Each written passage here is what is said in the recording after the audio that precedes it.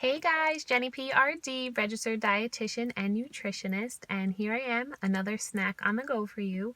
So before I get into that, I want to encourage you to please subscribe to my channel so you don't miss any upcoming tips or tricks.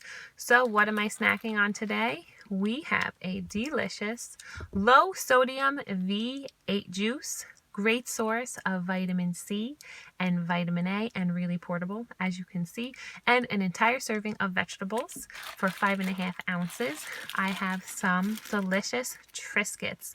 So Triscuits are a fantastic cracker. They're made with whole grain. Wheat thins are another great option for a cracker. So good source of fiber, low in sodium, and unbelievable amount of types of flavors that you can choose at the grocery store. And last but not least, to really make this a complete snack, we have handy dandy cheese stick. Great source of protein, a little bit of fat, some calcium, and vitamin D. So what are your guys' favorite crackers? Comment below, and thanks so much for watching. Stay tuned for more videos.